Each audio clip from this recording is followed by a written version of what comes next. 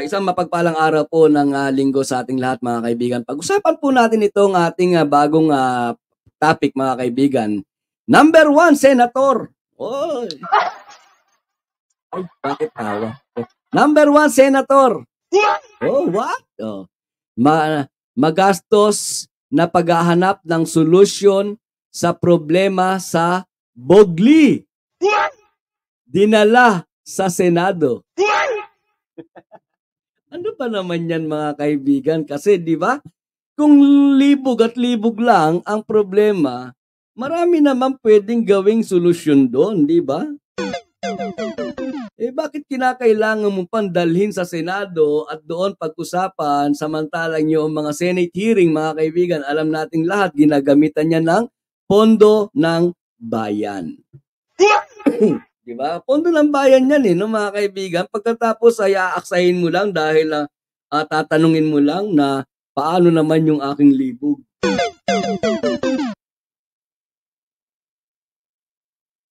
Diba mga kaibigan? Kaya para mas lalong maganda yung ating pag-uusap, no?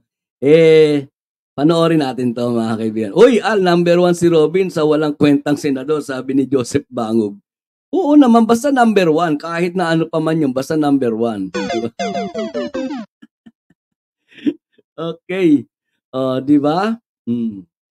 Number 1 senator, number 1 na bobong senador Robin Padilla and sabi ni Ramir Espinosa. Yan, Ramir Espinosa, shout out. Sayang lang ang boto ko kay Robin, dapat tanggalin na yan sa Senado, puro lang forma.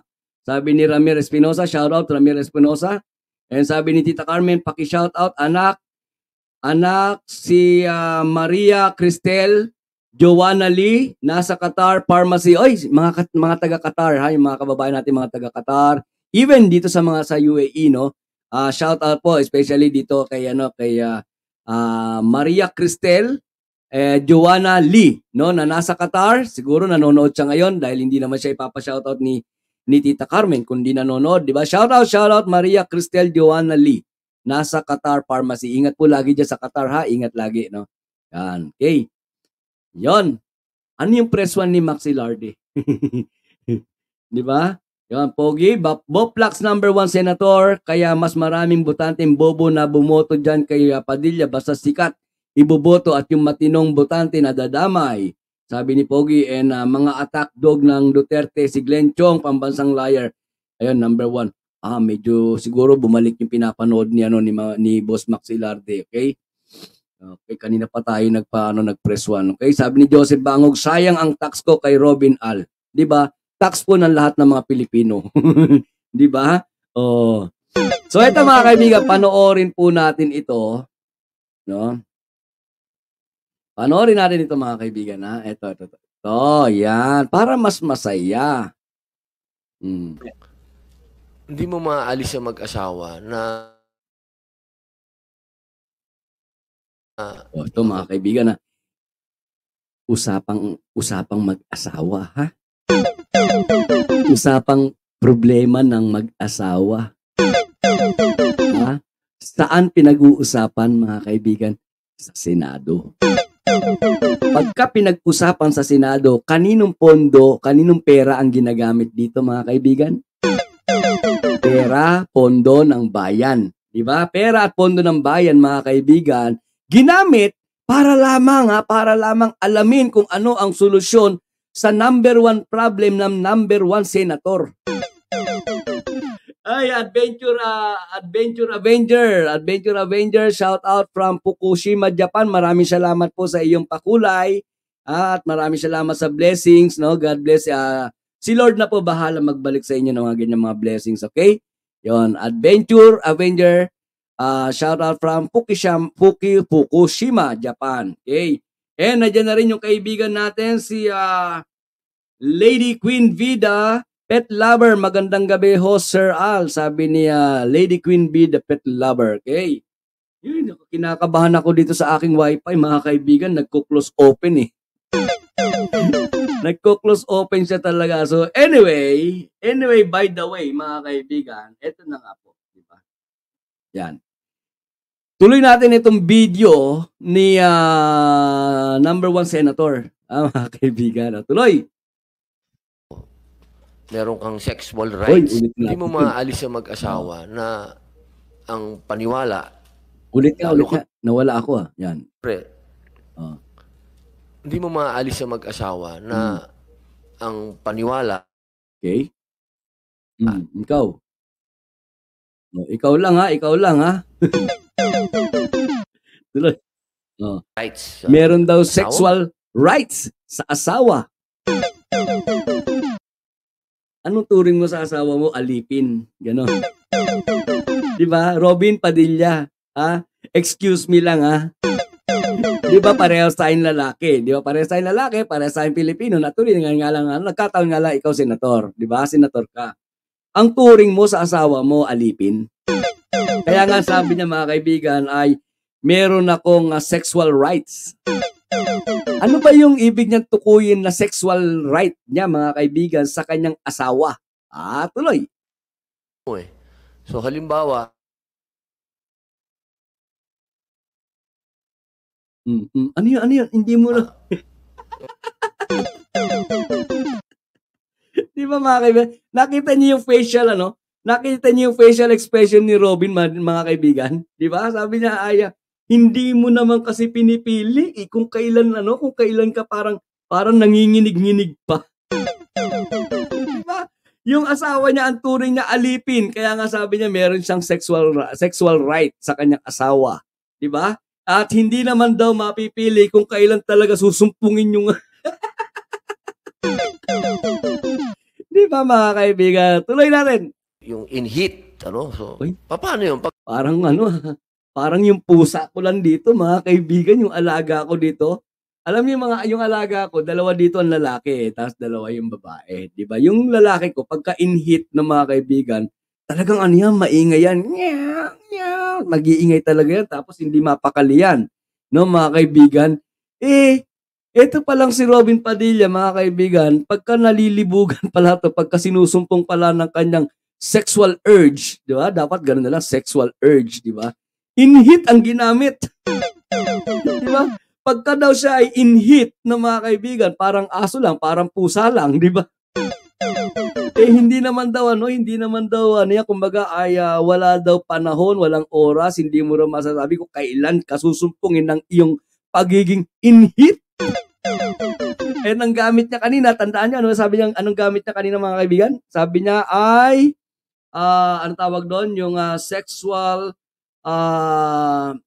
rights niya sa kanyang asawa. Di ba? Kaya pala, mga kaibigan. Kaya pala binanggit niya sexual rights, kaya pala banggit niya ay in-heat, di ba mga kaibigan? Ibig sabihin nito, pagka nag-in-heat ako, kailangan tuwad kung tuwad. Di ba? Walang tanong-tanong tuwad. Di ba? Okay, nandiyan na rin yung ating kaibigan, si Go Philippines. Shout out Go Philippines. Okay?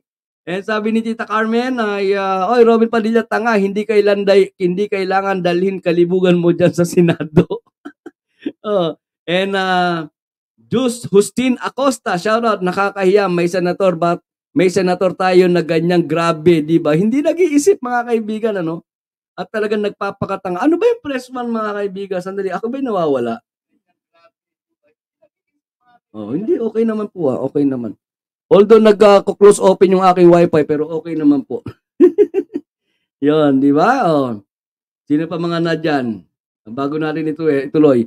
Sabi ni Justin Acosta, sexual rights, grabe. Paano niya nasabi yan in public, di ba? Hindi ba siya nahihiya? Ako nahihiya ako para sa kanya. Bakit tayo nagkaroon ng senator na ganyan? Exactly. Di ba, Justin Acosta?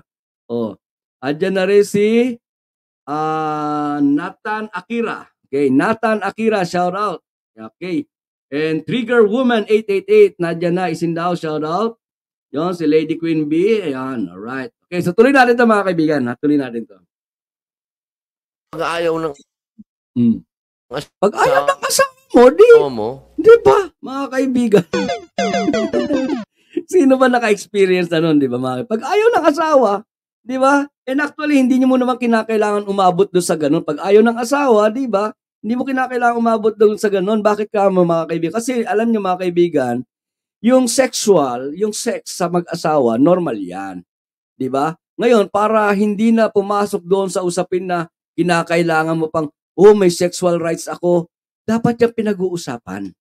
Pinag-uusapan yan. Ang pinakatama na gamiting salita, mga kaibigan, kapag pag-uusapan, yung tungkol sa mag-asawa, yung sex, di ba? Respeto. Di ba, mga kaibigan? Respeto. Pag-usapan ninyo. Di ba? Ngayon, kinakailangan mag-agree ang bawat isa. Di ba mag-agree ang bawat isa, hindi yung pinupwersa mo. Abay, pagka pinupwersa mo, baka kayo sabihin pang rapist ka. Di ba, mga kaibigan? Pinag-uusapan yan. So, ibig sabihin, mga kaibigan, yung solusyon sa kalibugan nitong si Robin Padilla, simple lang ang sagot, di ba?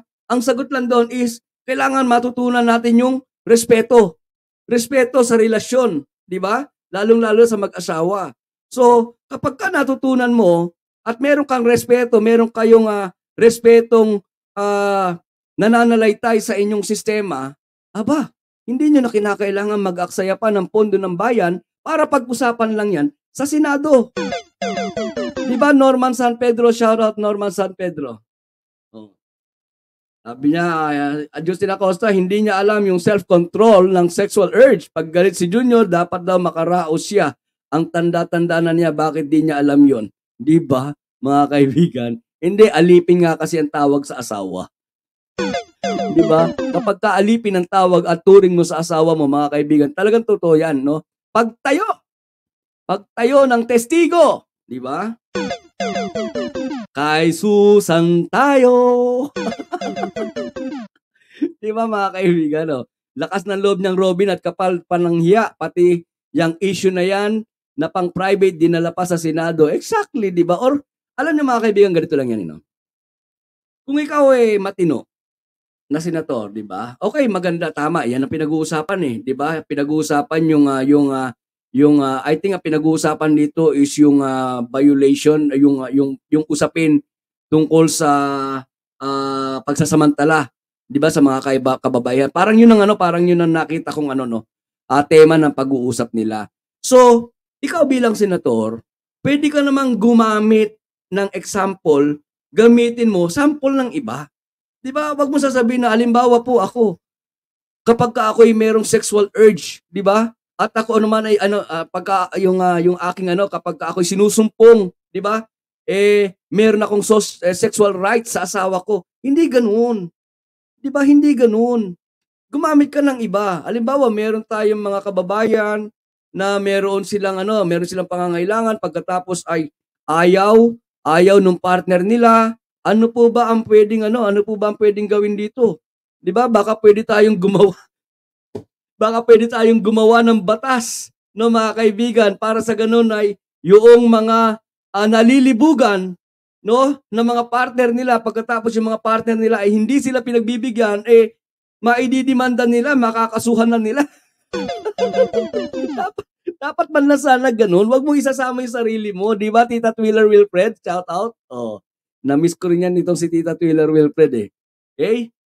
Tuloy natin to, mga kaibigan. So wala pong ibang paraan talaga kung para maano yung lalaki? So wala daw bang ibang paraan talaga para maano yung lalaki? Very elementary, di ba, mga kaibigan? Very elementary kung magtanong ito. Di ba? Alam niyo, di ba, ako naalala ko noon, I think nung ako elementarya, yung sex education, pinapahapyawan na yan pagdating mo ng grade 5, grade 6 Tapos pinag-uusapan din yan ng pagdating sa high school, no, yung sex education, no, inabot ko po 'yon, Galing ako sa public school nung elementary, then high school, private school na po ako, no. Yan natatalakay sa eskwelahan. Pero eto ngayon, mga kaibigan, isang senator na, nasabi niya, wala po ba tayong magagawa talaga para sa mga lalaki? Ay, Diyos mio. Di ko talaga wala kang magawa. Magsalsal ka na lang, di ba? Tuloy.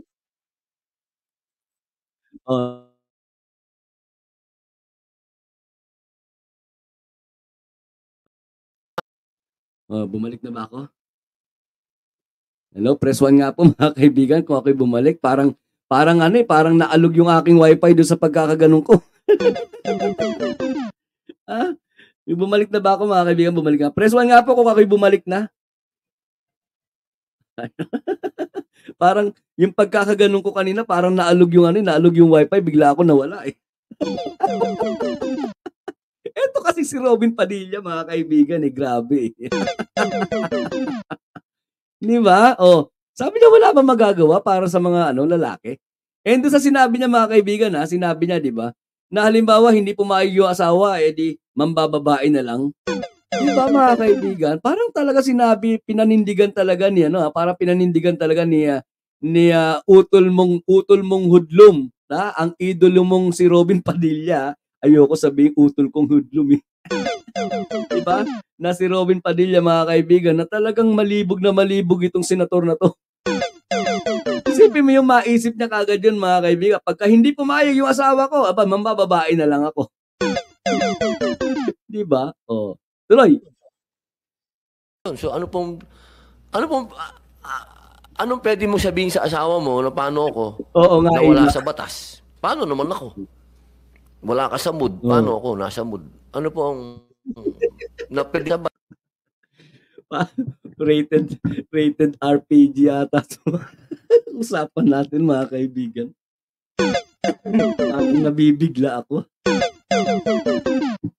Parang nabibigla ako dito sa usapan natin ng mga kaibigan. Parang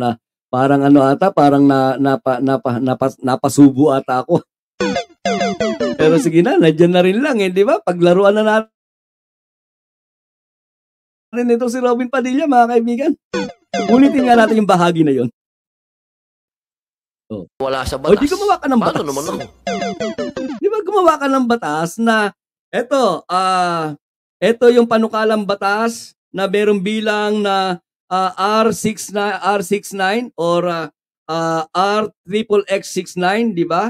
Na nagpapanukala na kinakailangan na kapag ka ang sino man sa magpartner na wala sa mood, yung isa ay merong nasa mood, ay pwede, di ba, pwedeng sampahan ng kaso, no? At ilagda mo ron yung pangalan mo. Ang may akda ng bill na ito ay Robin Padilla.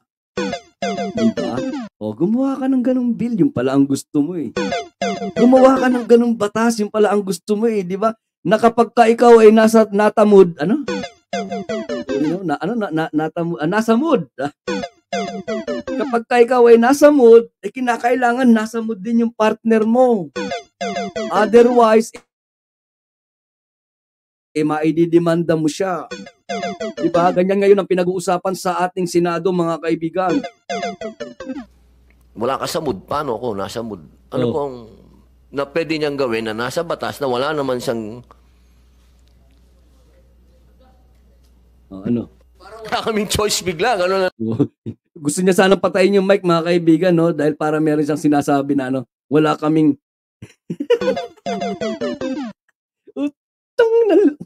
mapapamura kayo, no?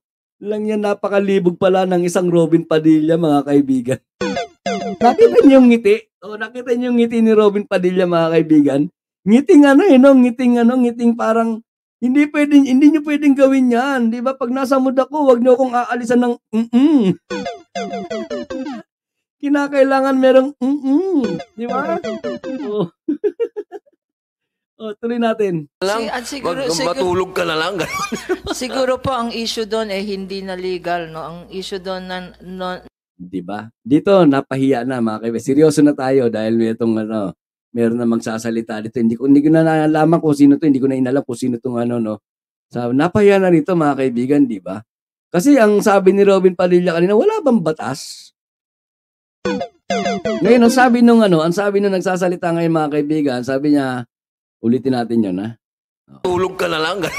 Siguro po ang issue doon hindi na legal, no? Ang issue Ang issue daw doon, mga kaibigan, ay hindi na po legal, no, mga kaibigan. Totoo naman eh. Yan kumbaga ay bahagi na yan ng parenting, no, mga kaibigan. And bahagi na po yan ng usapang mag-asawa, di ba? Sino po sa inyo dito ang dapat ko ba itanong, mga kaibigan? Sino sa inyo dito ang mga nakaranas na ikasal sa simbahan, anumang relihiyon, no, mga kaibigan? Hindi ba merong mga orientation o training o seminar ang mag-asawa bago magpakasal, di ba? And isa yan sa pinag-uusapan, mga kaibigan. No, isa yan sa pinag-uusapan. Yung halimbawa yung tungkol sa sex, yung respeto, di ba? Yung tamang pagpapasakop ng babae sa lalaki at yung pagrespeto ng lalaki sa babae. Yan.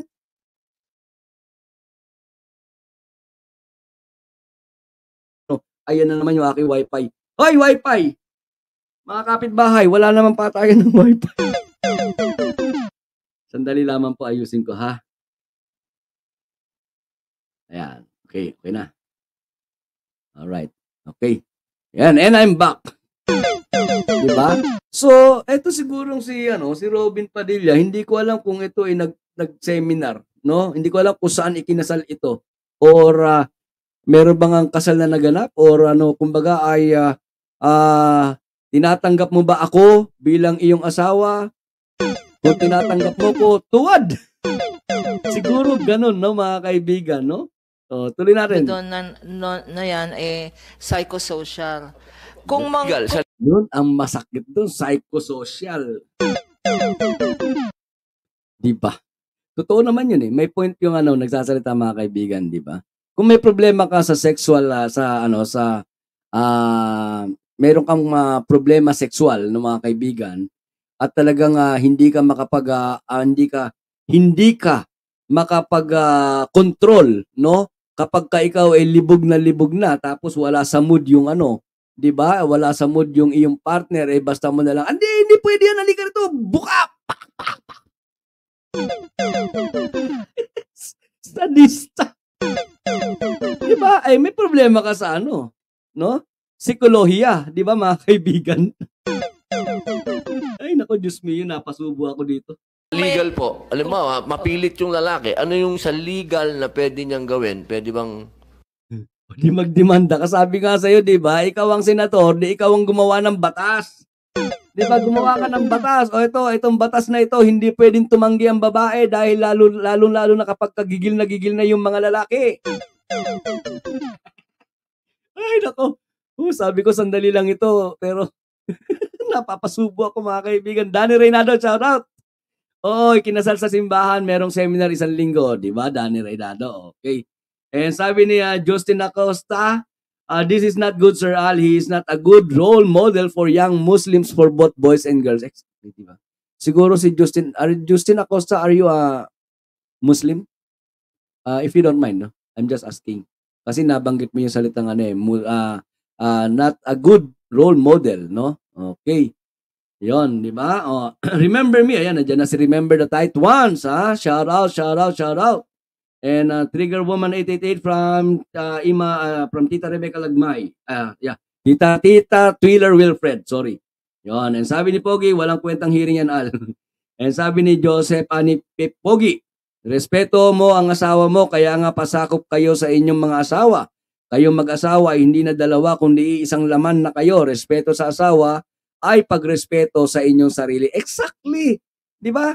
Ano bang contact number mo, Pogi, para ibigay natin kay Robin Padilla? Ikaw na magturo kay Robin Padilla. 'Di ba? Daig pa natin si Robin Padilla, mga kaibigan, Okay. Concept niya sa topic na 'yan parang sa mga animals. Ganun. 'Di ba? Na kapag ka nautugan, kahit doon sa kanto na lang, bira ng bira. Will you help me na lang? Ganon na lang. Tulungan mo na lang. Ang hirap po pag Tagalog kasi hindi mo masabi, baka bastos ang dating. Kanina ka pa bastos di ba? Ngayon mo lang naalala, ngayon mo lang naisip.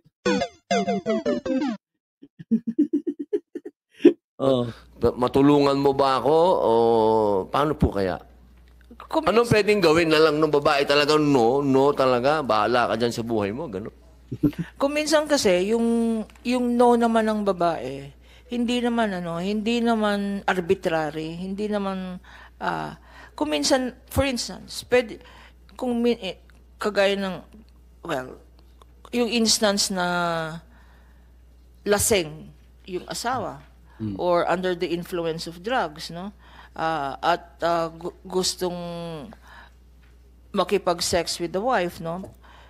Syempre, So, ngayon, under mga that kaibigan, circumstance, kumbaga ay labas na sa ano na sa content na gusto kong pag-usapan yung susunod pa dito, di ba? Ang malinaw lang dito mga kaibigan, di ba? Ang malinaw lang dito ay tandaan ninyo no mga kaibigan, kung nagkamali tayo nung 2022 ng paghahalal no mga kaibigan ng mga uupo diyan sa Senado, no?